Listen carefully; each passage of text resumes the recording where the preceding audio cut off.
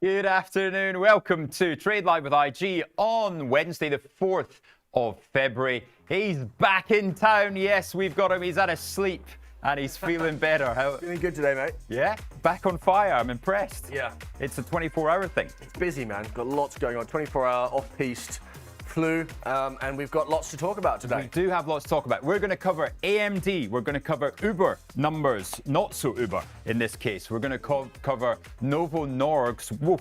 Yeah. No GLP-1 needed to help you out with all the money in your pockets from there. Chipotle, another one that helps the waistline. We're going to talk about that. And then we're going to preview Google numbers this evening. But the special overall topic that we're going to have to cover is the whole software that has been sold off because of this brand new, what do you even call it? It's Claude, is it? Anthropic and Claude. Yeah. Oh, you want to get are into basically now a lawyer.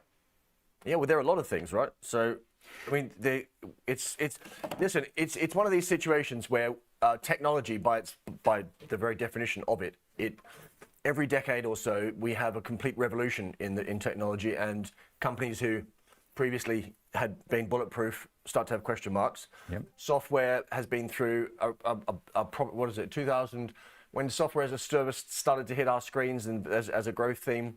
The rise of Microsoft Azure, the rise of Amazon Web Services, the rise of software, Salesforce, etc. It's been going on for well over a decade now, 12 years, let's say. And we've got to a point now where these companies are going to have to, there's lots of question marks about whether or not, which parts of their software, which particular types of software are going to be around in 10 years' time. And is it too early to tell, though? I think who the winners and losers are. I think it is, and this is one of these things. Everyone wants to try and pick the winner and pick the loser and know and have a crystal ball, but unfortunately, it doesn't really work like that. I mean, there's a lot of guesswork involved, and we're going to have to just take it as it comes. I mean, Microsoft's is going to be a very interesting case study. Yeah. Right? Because if you look at ServiceNow, Workday, Salesforce, Microsoft, Oracle, they've all got different stories and different products. Oracle are a software company, but they're actually neck deep in AI now. So if they could sort their balance sheet out, they'd be 100% higher. It's true. Well, at least you've got a hedge there. That's my point, right? So the Financial Times covering this morning with US stocks drops on fears AI will hit software and analytics group. So it's this new Anthropic legal tool. And this is a global thing, right? This started yesterday in the UK with shares like Relics dropping because 20% of Relics's revenues come from legal. Right, so we started to see that. Then it gathered pace, and NASDAQ getting hit 1.4% yesterday. And I've actually had some personal experience of this because I had to change my contract on my apartment. Right, now it's a rental. And I said, right, I've got to change the contract. And they said, oh, we're going to have to do a brand new credit check and all that kind of thing, right? They wanted to charge me £600 for that. I said, well, there's no need. You just make an amendment to the current contract. Oh, no, sorry, we can't do that. Yeah. Meh. I put it into ChatGPT. I promise this took about 2.5 minutes. ChatGPT wrote me an amendment to the contract. I emailed it to the estate agents and said, why can't we use this? They came back and said, there's no reason why we can't. We'll take this to the landlord. Came back, job done, not a single penny spent, and that was it. And that's exactly why these stocks are getting smashed. We don't need lawyers anymore, Piers. No, well, I mean, there's lots of services, right? Services which are going to be taken out by AI, and sort of. But as I said, it's a bit of a head-spinning scenario, right? Because Content creators? Yeah, no, come on, you must be joking. Presenters? Original, proper content, yeah. There'll always be a market for that. But listen, yeah, it's a bit of a guessing game. But you've got to remember that we've been dealing with these companies, like Microsoft is obviously the biggest and most obvious of them all, who have been going up for a very, very, very long time. And they're very, very, very, very crowded. And it's not a surprise. There's a lot more. Microsoft isn't even. What's it come off like 25% or something off the high, but it hasn't even got back to where it was. Do you remember when we sat in the studio before the earnings report from last quarter? Yeah. When it was going through a tough time, right? We haven't even got back there. right? I mean, it's if you look at the chart, it's to zoom out on the chart, you barely moved. So Let's do exactly that. It's almost like we've got a chart on. almost like we've got charts at our fingertips here, man. Right, so let's have a look at the weekly chart of Microsoft. And there you go. If you think Microsoft's coming off a lot, that's exactly what our man Buckworth is saying. Just look at the long-term picture. Yeah. And it tells you a lot. But I mean, I just think this is really worth noting, everyone who's watching the show right now. If you zoom out on anything, you get a much better idea of what's really going on with the stock. And we sat in the studio, 3-4 months ago, and this stock was down trading at 340 or whatever it was, and then we had the earnings report, and then it was in a straight line higher. It would be completely normal and rational for this stock to go down to where it was before. And even that's not even much. So. Well, don't tell me that. We just bought it at 412 yesterday. Yeah, but I know, but I wasn't, I wasn't really contribute to that conversation. You didn't really ask my view on it. You weren't contributing too much yesterday. My view was if you want to know what I think about Microsoft is, I think it's crowded. I think people have been very complacent on this for a very long time. It's obviously a fantastic company, but it wouldn't surprise me in the slightest if it came off another 10%. God, that's I'm not saying it's a little bit oversold, and that's because of the software angle, not Azure growth well, or anything. Listen, the Azure, which came in at 33% growth the other day, which is a pretty solid clip actually, is obviously the epicenter of their earnings and the epicenter of their growth, and without that, the stock would be a lot lower. So the fringe marginal stuff is, of course, what you tack onto that. The reads they've got on their new AI business, but their core software, Microsoft 365, I don't think that's going anywhere anytime soon. No. But I think it's just more of a sentimental and positioning story at the moment. Yeah, fair. We've got a couple of great comments there from Zedemma. To me, the sell-off in software companies isn't as justified. For example, CRM stores all the company's customers' data, and AI will be the engine and Salesforce will be the whole car, for example. Interesting. So can these companies take AI and they use it themselves and in a revenue generating way? Well, that's the question, right? This is what we need to figure out. Which companies are going to be beneficiaries of AI? Yeah. Right? Not companies necessarily who are getting loads of capex over a short period of time, but whose businesses are going to be fundamentally transformed for the better by AI. Well, one of the big questions is the publishers, right? WPP absolutely slammed yesterday, so advertising space. And then you also had Publicis in Europe, and my name escapes me. Who am I thinking? Pearson. So Pearson, the publisher, slammed yesterday as well. These stocks on the FTSE dropping 9%, 8%, and then some of them falling again, down 3% today. So these are big moves. But that is in a FTSE that is starting to gather pace. GSK up 6% today. BT Group up 4%. Vodafone Group up at £1.15. It's almost doubled now. SSE, £25. Even Diageo, your favourite there. Well, I mean, it's quite clear what's going on, I think, Rich, and that is it's a continuation of something that's been going on for a while. Because look, the FTSE has obviously been outperforming for quite some time, but the market is grabbing for defensive, high-quality value, not value that's not doing well, thanks to PayPal, but high-quality value. And the FTSE obviously is the very definition of that. So it's quite obvious what's going on, and obviously the rotation is out of speculation. Look at companies that don't make money; they're getting hit hard. And then, of course, the FTSE has its mining stocks as well. Those is down 4.5. Rio Tinto all-time highs. Glencore almost back to its all-time. So there is the FTSE, those new highs, 10,450, up 1.3% on the day. Question on the chat from James McCarthy. Oh yeah, James, my old colleague James McCarthy. Go on then. What do you think of the Nikkei? Ah, there he is. I think the Nikkei. Why is he asking me that question? He knows the answer to that question.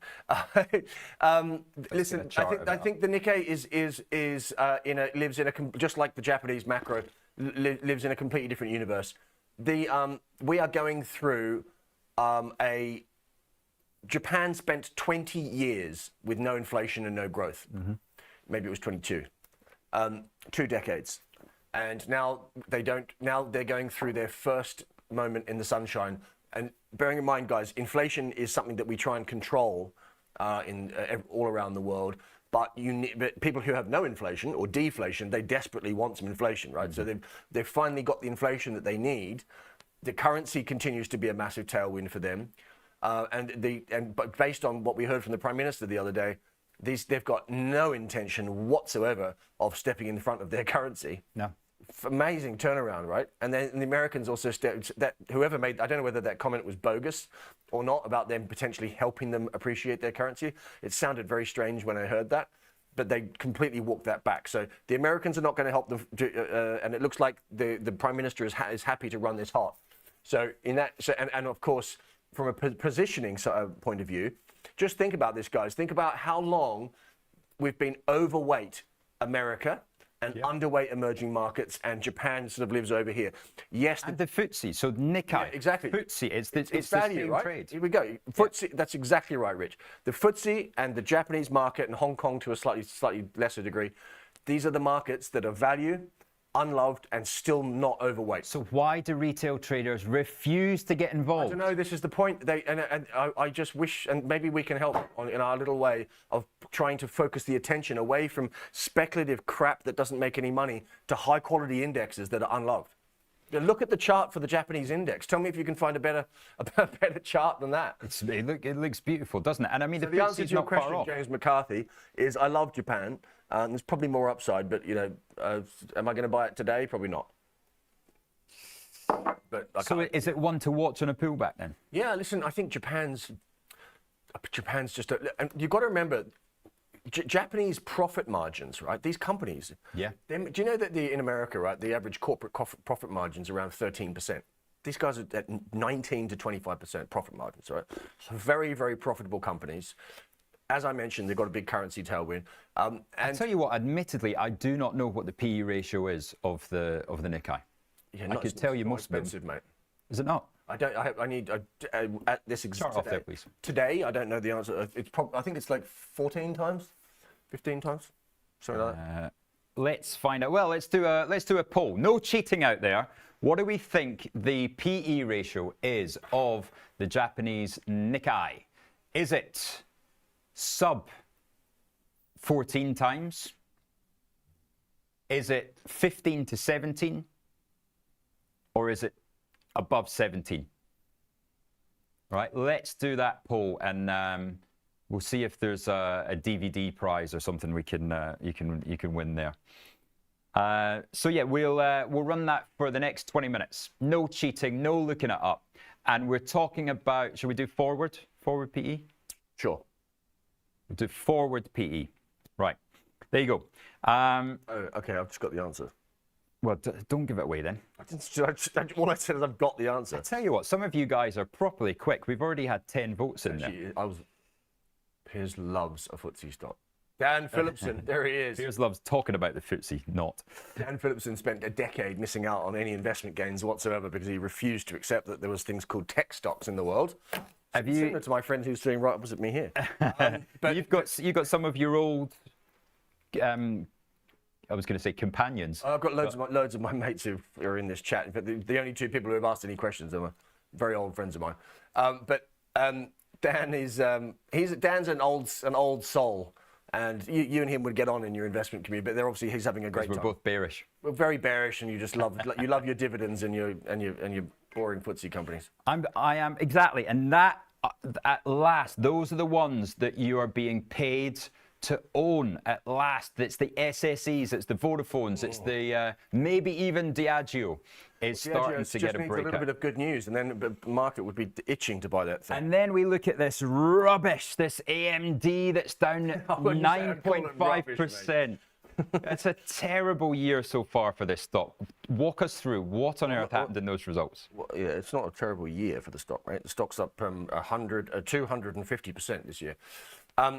So AMD, let's talk about this. So numbers last night, highly anticipated, of course, but as I mentioned yesterday, I think, albeit in not too many words, it was this company is notoriously volatile when it comes to what the consistency of the information they're giving us, the guidance they're giving us, and of course they're going through a newfound competition and growth in the GPU business. The numbers were actually very good last night. Overall growth was 33%.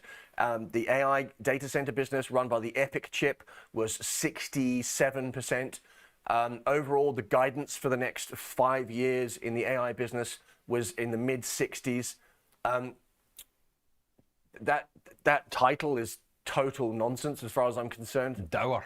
There's no cracks in their AI business, but you've got to remember that this stock is expensive, and we're going through a bad tech tape right now, and anything that's slightly iffy is getting sold. So, quite frankly, I couldn't see where there was a big hole in numbers last night. I think it's just a simple case of the market is selling tech, and unless they really hammer it. In the earnings department. Yeah. I honestly couldn't find too many things wrong with the numbers. It's been incredibly volatile, hasn't You've got to remember, this stock was trading at $80 a share last July, and it's now trading at $240 a share. So Yeah. it's it's expensive. It's priced. Let's see what Bernstein had to say about it. They said, in such an intense environment, overall results weren't all that much beyond in line without the China boost. And that just adding that near-term AI numbers are not really inflecting. Listen, that's probably the hole you would pick, right? Is that they need to be delivering quarter-on-quarter growth, and the growth has stalled a bit. But then AMD are great at giving us a really lukewarm quarter, and then coming out with some random comment or new deal during the quarter, which means the stock goes up again. So, listen, I love AMD. I've said many times, but I'm in no rush to buy it at the moment. I won't be buying the dip today either, because I just want to watch it for a while. Because as far as I'm concerned, if it sells off aggressively, I might buy some. But okay, it's just not a great tape right now. So if we were putting stocks into two categories then from this earnings season, who would be in your top tier? Are you warming to Palantir? I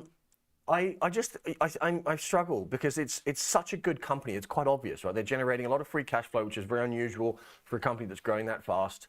I see the argument, but I still 123 times sales. One of those things needs to change. Is it the price or is it the sales? Yep. Right. Which one?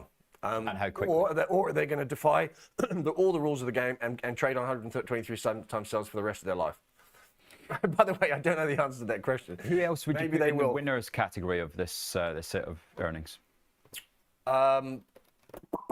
There's more losers, isn't there? There's mostly losers this quarter, but it's one of those quarters where even if they're not bad numbers, they're still getting sold. Yeah.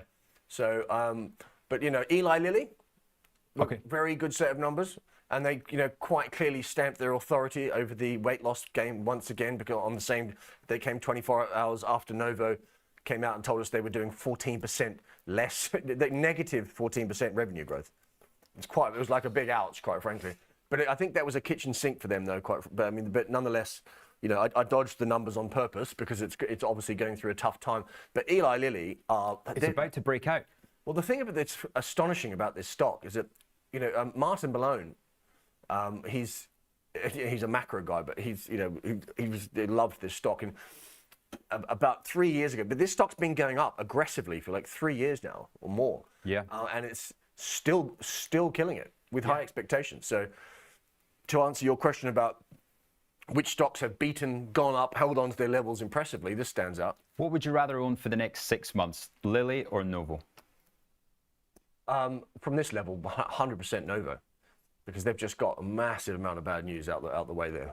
Basically, what they said in the conference call. How many bad news have they got to put out? Yeah, a lot. Well, it's the nature of the situation, right? I mean, that's why a lot of people like to wait until they have already recovered and the stock's about 50% higher and it's trending, as opposed to fighting around with it, right? Got you. Listen, the CEO said it's going to get worse before it gets better. Right. With the pricing. Yeah. Right, because they have to take the hit. Because they're selling this new Wegovy, whichever way you want to pronounce it, pill is selling very fast, but the pricing environment is really difficult. So that's globally, not just the US. Yeah, everywhere. Plus, he also did mention about the copycat drugs are hurting them as well, right? That's one of the major problems. Is the weight loss pills are so fashionable that everyone's making fake ones. Yeah. And it's very hard to regulate and very hard to sort of get around that problem. So and you look at Hims, for example, which was could do no wrong, massive retail favorite, meme stock.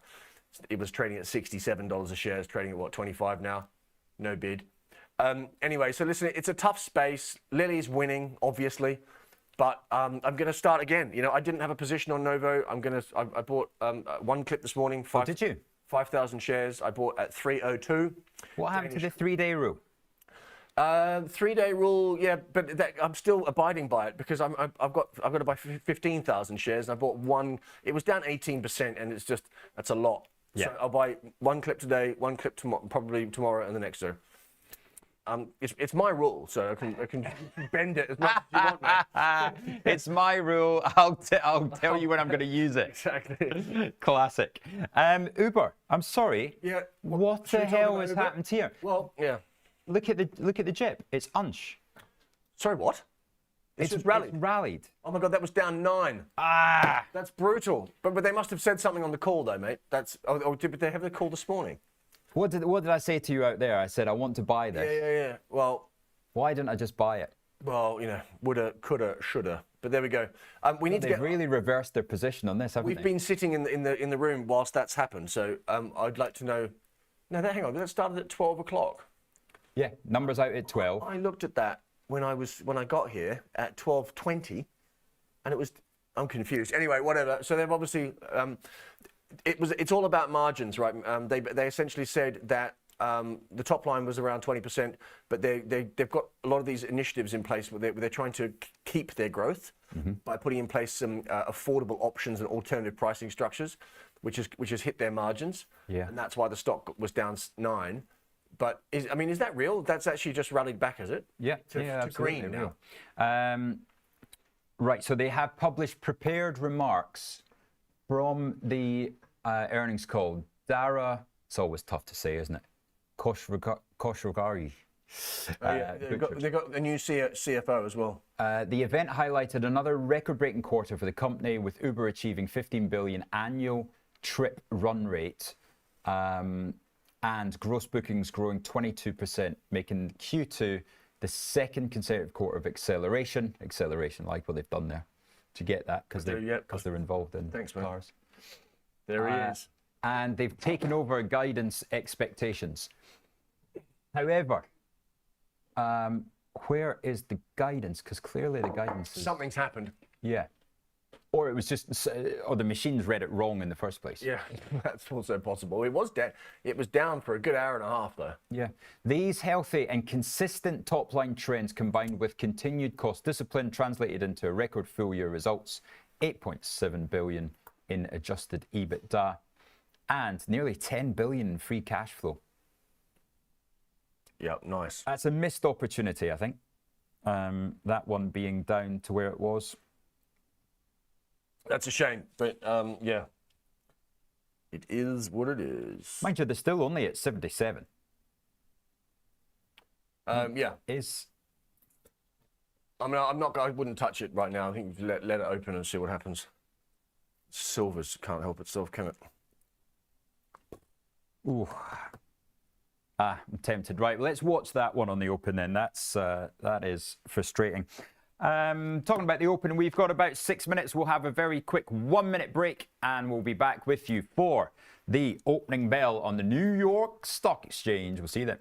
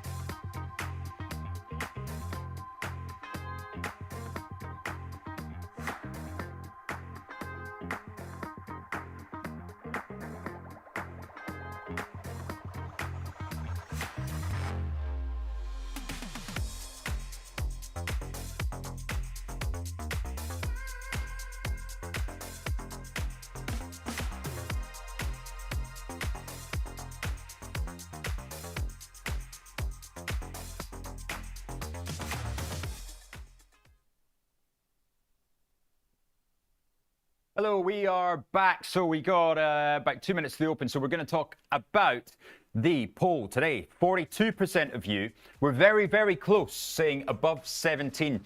If we're looking at the forward PE, then apparently it is 16.9 times. So you just fall back into that 32%. But it's close enough. So maybe 74% of you were right. We'll just say it's 17. Right, what were you watching on the open here? 1 minute and 30 seconds. Lots to look at. In my book, in my little world, I've got a short in SanDisk because it's one of the only things that's left out there right now living in. Why are you short that? It never goes down. Well, it's down 5 pre-market, so we'll see how we go. How much was it up yesterday? Listen, I put the short back on again 3 days ago. I'm offside 7%, so I'll be offside 2% when we open.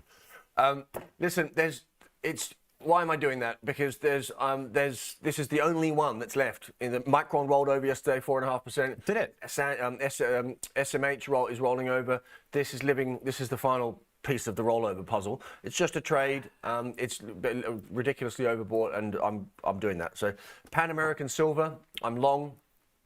After having shorted it, we're getting a bounce in the silver's, the metal space is obviously having a nice bounce. Let's have a really quick check there. So silver, $91. Somebody on the chat there saying it's going back to 100. Gold, 50.35. I mentioned on the Discord this morning that I had bought some of the gold miners. Unfortunately, it doesn't look great purchase because that was when gold was 50.75. Then we've got S&P looking up 14 basis points, and the Nasdaq again selling off after yesterday. Yep. Rotation. What's up? Does that worry you? No, it doesn't. No, it doesn't worry me at all. No, I don't mean worry for positioning, but if you were holding the Nasdaq, would you be worried right now? Yeah, I wouldn't want to be long. I'm not. I'm short SMH. So I'm expecting tech to sell off. I'm hoping it's going to sell off. Now, what's our little friend Oracle doing on the open, everyone? Well, I'll tell you what is getting smashed, first of all, and that's AMD. Down 11. That's quite brutal, isn't it? Palantir down to, here we go. Tech is getting it. Right, hang on. Micron, anything to do in AMD? No, not yet. I'm watching. What would you do if I forced you into going one way or the other? Oh, I'm not going to go short at this level. Okay. Palantir 154. Again, is there a concern there around these the sort of the Epstein files, right? Congratulations for not being in it. Yeah. The SanDisk is down 10, by the way. The Palantir, it's got ice, right? It's got ice. I saw a very funny one yesterday. They said, do you know who wasn't in the Epstein files? Charlie Sheen. Jeffrey Epstein was in the Charlie Sheen files. Yeah, exactly. I like that one. That's quite funny. Anyway, but the reason I mentioned that is Palantir, of course, Epstein mentioned them with regards to the early setup when the company, I don't think it was even listed when he was talking about. So they're in the files, but also because of their treatment around ICE. Is that leading to this down 3%? Let's see.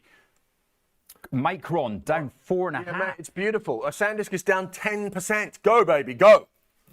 Right? Wow, that's accelerating. That's why I'm shorting it, because it was too much. There we go. Finally, good. Down you go. This is getting messy now. IBM down 3.5%. It's a proper sell-off. Why? Well, because it's about time. That's why. How long have we been crowding into tech for? No, we're not talking about time for some of these stocks. Oracle is down 3%. Another 3. Down below 150 now. Yeah, well, there we go. I mean, listen, there's a proper capitulation. Right, I'm having some Oracle because Oracle's the wrong price, mate. Right, I'm buying 75 Oracle at 149.75. Thank you, IG, improving my my price by 2 basis points there. Nvidia 177, I can live with that. I think that's the right price. This feels like baskets are hitting these stocks hard, and sometimes the baby gets thrown out with the bathwater. Yes, that's correct. I mean, there's, as you know, things are exaggerated to the upside and the downside. Lots of machines and baskets and algorithms and all that fun stuff. But also, You know, if we're talking about semiconductors, mate, look how crowded and ridiculous. They've been going up for so long, just in a straight line. Right. Uber, having traded down 9, then up 1.5, is now down 3.5. The Nasdaq must have got hit on the open, has it? Yeah, Nasdaq now down 60 basis points. Is this going to gather steam throughout the day, Piers?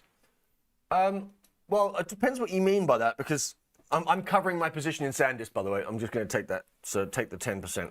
So you're closing your short. I'm closing my short in SanDisk, yeah. At what price? I've bought it 631.02. Wow.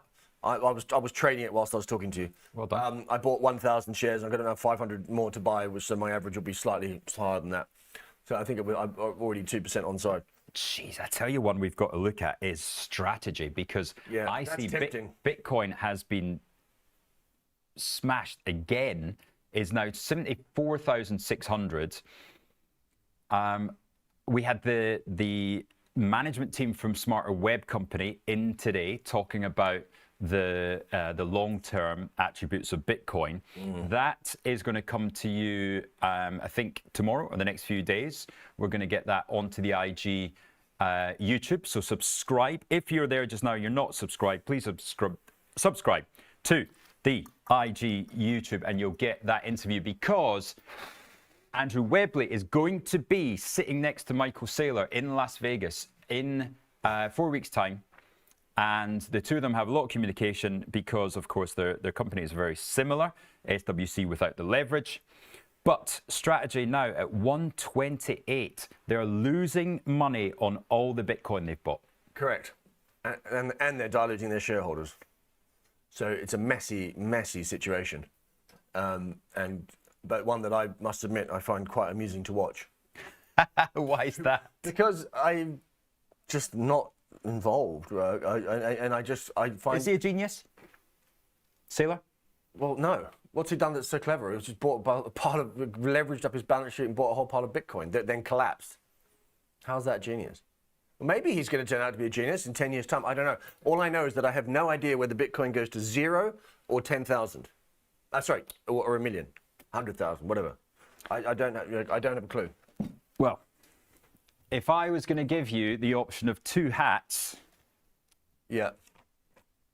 So we've got Bitcoin 10,000 or Bitcoin 100,000. Which cap will be the one that wins?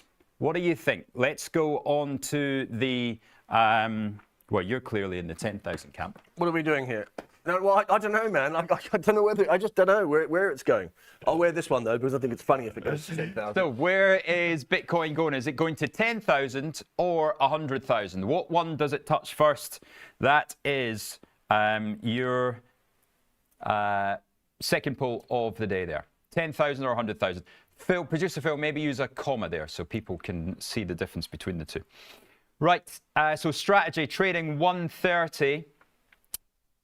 I am tempted.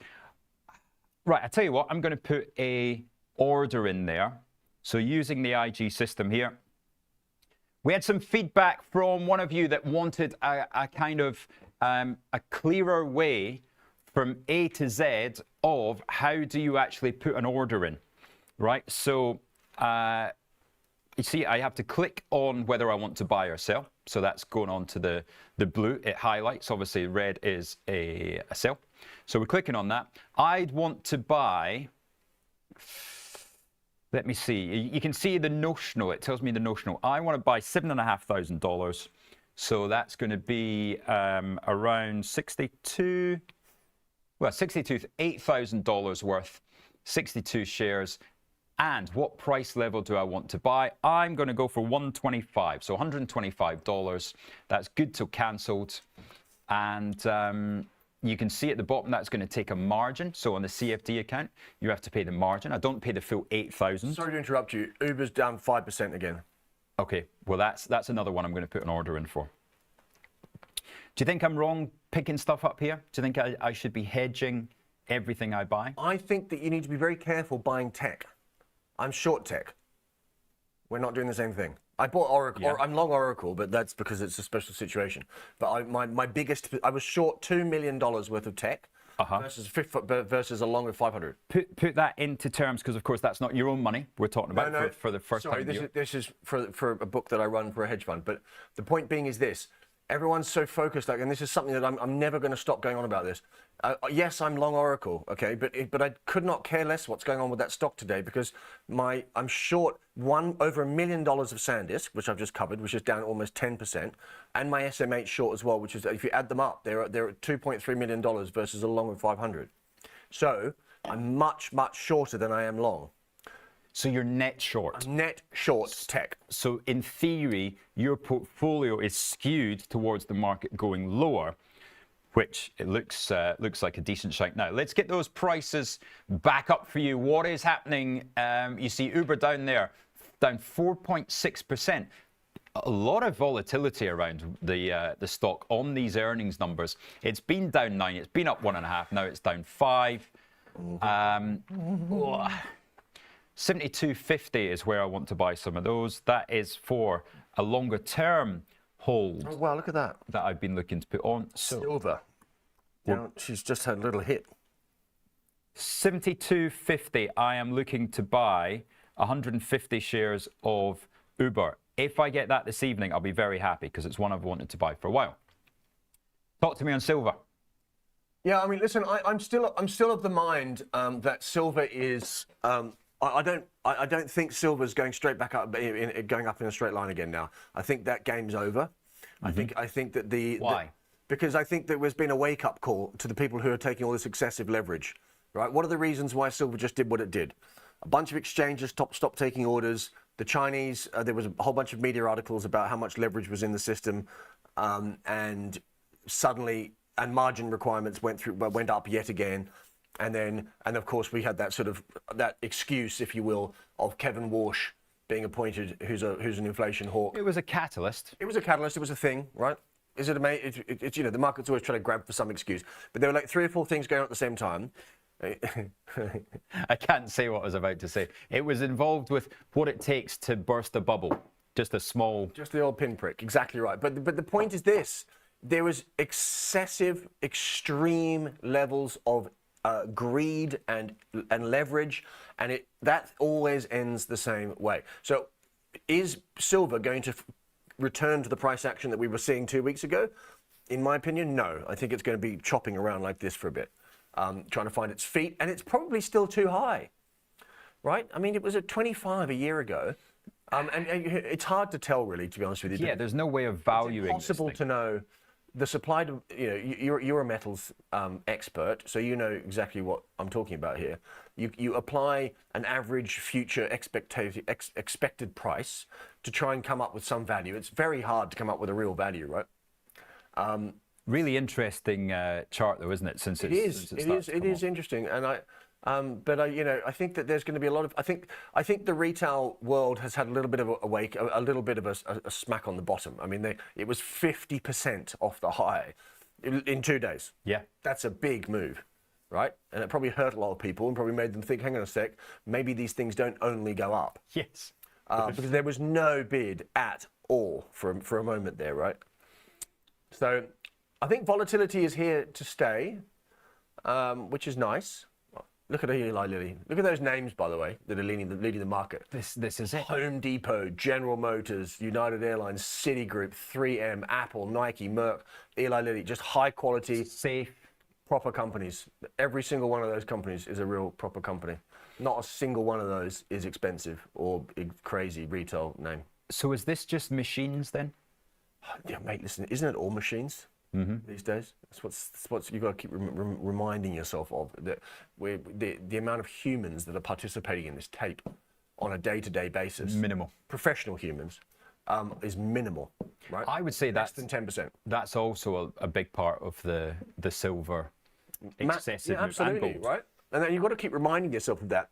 And every now and then, we have a moment where the humans, the professional humans, have a moment. What's PayPal doing, by the way? Is it green? PayPal is down 3.5% now, $40. Wow. So big time. I would say RSI. I'd on tell this you is, just is 11.8 or something. When was the last time you saw a 14-day RSI at 11.8? can do you want to put your hand up and say that you're wrong on this one? Mate, I've said that about 20 times. It's one of the worst calls I've ever made in my life, ever. It is a shocker. But I still maintain, like, if I, listen, one of the worst calls I've ever made in my life. Is that but it's still on 7 times earnings, though. Yeah, but you're still saying, you're still giving reasons to buy it. Is the towel going in? Do you throw in the towel on this one? It's done. Get it off the screen. Nope. I didn't own it into earnings, so what? I'm buying it back now. I'm buying it back because it's a technical oversold trade. That's all I'm doing. So now it's on price rather than the story, because the story clearly doesn't hold. Okay. Yesterday I had a blank sheet. I did not own the stock. Okay. So I was not remotely impacted by the 20% sell-off. I'm buying it now for a 5 to 7% trade. That is it, and then I'll get out. And then I'll sit back and I'll leave it, and I won't take it off my screen because they're still on 7.5 times earnings, and they're still a real company, and they're still worth keeping an eye on. So who comes back? I'll wait for an update that, though, Who comes back in a second day and sells them down 20? Well, machines. Yeah, agreed. There's machines. Is the answer to that question. So you want to take advantage of the machines. By the way, breakout for Diageo. There we go. Finally, it's quite clear what's going on in this market, mate. Yeah. Right. It's momentum. Short-term momentum trades are really working, and if they don't work, then it breaks very violently. But this is now a momentum trade on the upside. Christ, look at this thing. I haven't seen a stock so oversold in a long time. Wow. Sorry, which one are you back on now? Looking at paper. Sorry, I thought we were on to Diageo. We were. Breakout for this thing. Jefferies came out with their price target at $20. It's £20 a share, which is interesting. We just need a bit of an update from good old Dave. Right, we've got a PMI number coming out. So it's the S&P PMI. It is 52.7. Right, that's a bit dull. So we know what the composite is then, 53, small beat. But at 3 p.m. we will stay live on air to trade the services PMI that comes out at 3 p.m. Do we have any other big numbers this week? Well, sorry, you mean macro data? We've got ECB and we've got Bank of England, but I don't think we've got any big US numbers. Oh, sorry, apart from non-farms. Friday non-farms. Just a little thing called the non-farm payroll. Of course, it's the first week of the month again. I feel like non-farm payrolls happens more than once a month. It feels like that just now. So what? Right, if we're not going to be on air again until next week, what do we think the market? What would it get shocked by? God, I don't know, man. I mean, it's what the numbers have been pretty extraordinary, haven't they? What's our consensus? Is that 50K? Is that the consensus? No, that was last time. So 68 is the consensus. So 68 is the expectation for Friday, is that right? Okay. And a 4.4% unemployment, so unchanged. Yeah. I've kind of given up trying to even trying to have any thoughts around these numbers because they're so odd. Yeah. And I don't know whether they're even real. So. Yeah, I don't know. I think we'll just wait and see. But I do think that Goldilocks is the name of the game in the entire macro data story. And I think that the market is, yes, so we'll wait and see to see whether that narrative has shifted at all. I mean, every single data point we've got for the last 3 months in a row, despite all the noise around potential inflation spikes and delayed data and all this stuff, has been very Goldilocks. And that's why the market is great. But now the market's doing a different thing now. Market's decided that it's got to the moment now where it wants to rotate and grab the high quality companies that are cheap. And I think that answers the question of Peter Vanya. Thanks for that one. Can we look at Palantir, please? Palantir is exactly the perfect. Wow. Oh, no wonder I'm getting killed on this put. Well, hang on. You yeah, you did the short the 150 put. Yeah. Which is hurting a lot now. Again, I had no input in that yesterday, so just me. Yeah, you can Pfizer, see? You've got to buy that dip. But hang on. Sorry. Focus, please. Sorry, I am focused. Let's look at the stocks that are particularly getting hurt in this rotation, because retail, popular, expensive names are getting absolutely murdered here. Yeah, good. That's what we've been Well, talking. it's not good. Why? Well, when I say good, I mean it's healthy to see it happen because we've gone through a very extended period of time where greed and complacency has crept up to levels that become big red flags. I've been talking about it for weeks, if not months. In fact, I've definitely been talking about it for months, and probably at the risk of boring people. But the reason why I've been talking about it is because, as you as well, we've both sat here and seen the way this works. One of the red flags for the market is exuberance by retail.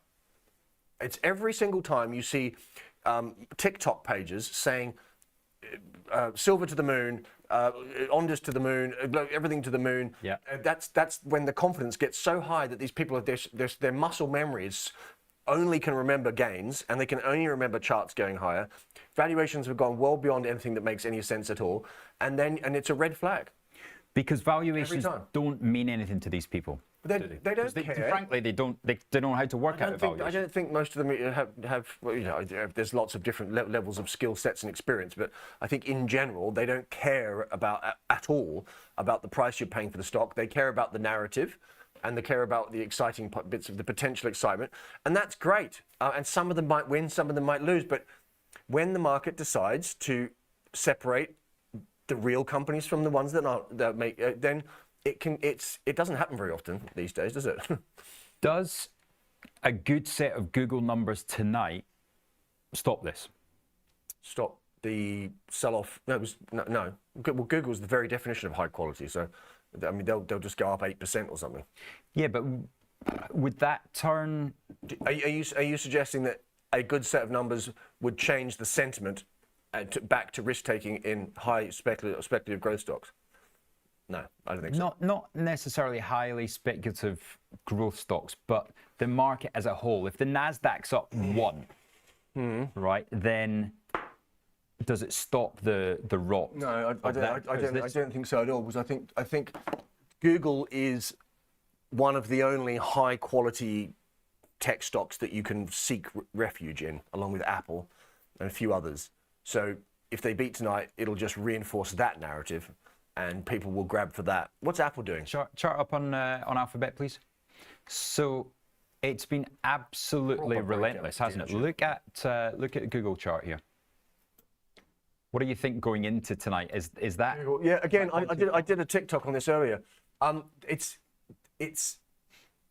crowded. Why was that funny? Yeah. Just hearing you. Just hearing me say it, yeah. See, I did a TikTok on this. Google, you've got to remember that Google have gone from having massive question marks about their search business about 8 months ago. Clients were discussing with clients about whether or not they were even going to survive. That was the conversation. Can you believe that was the conversation? Yeah. And then they've managed to put those to bed with regard to convincing the market that their AI product, which works in unison with their search product, means they're not going to lose market share, apparently. They are going to be able to monetize, and on top of that, their actual Gemini product is apparently on a one-for-one basis showing better test results and feedback than ChatGPT. But it will all boil down to their cash cow and where they make all their money, which is the ads. But I just think that, I don't know, you wouldn't want to. They've become very, very, very, very, very consensus, right, and very crowded. So the bar is high for them tonight. Make no mistake. It's an earnings report, so guess who's not going to be playing it? Me. But is it worth having an offer in there at 360? Well, you could do one of your fancy option strategies around it if you want. Shall we have a look at what's? So I think that this is somewhat constrained at, say, up 10% from here. So that's 370.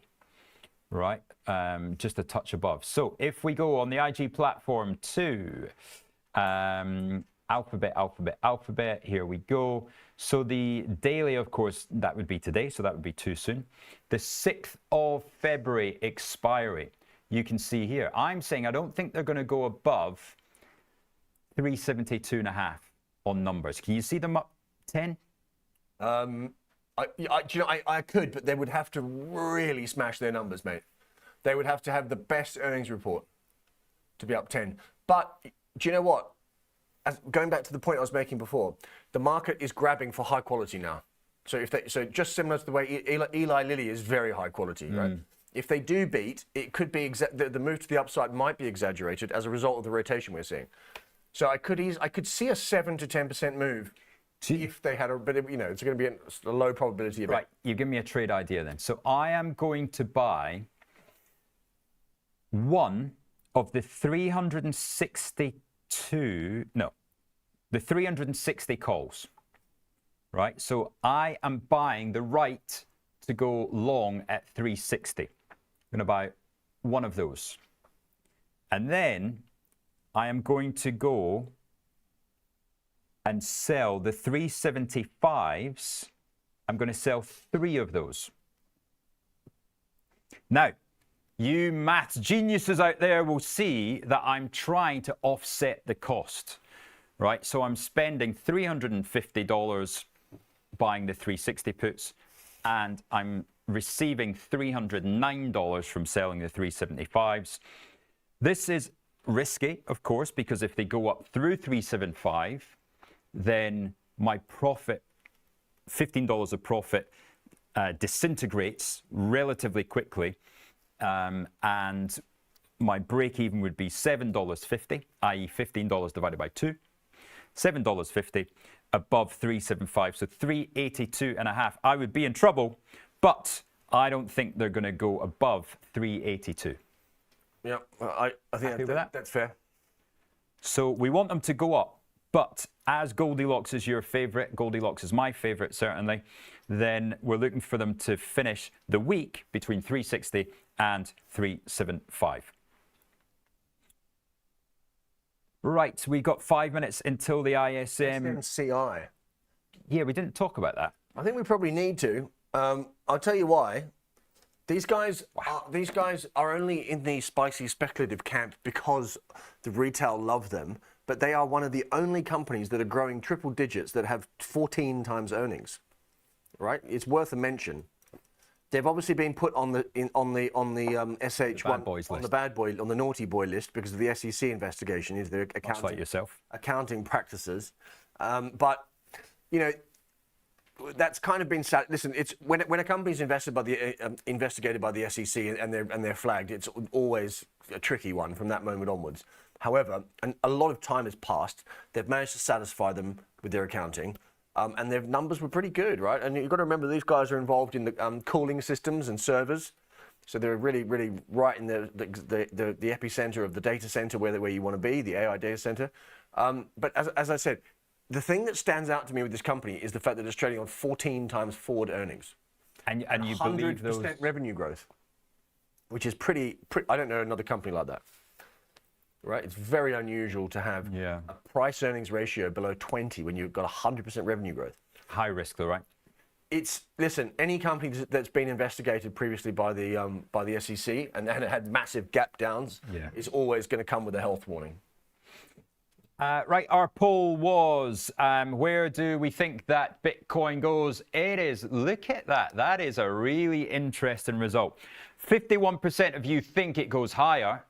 26% of you say, well, only time will tell. We don't know. 23% of you think that Bitcoin is done and dusted and gone down to 10,000.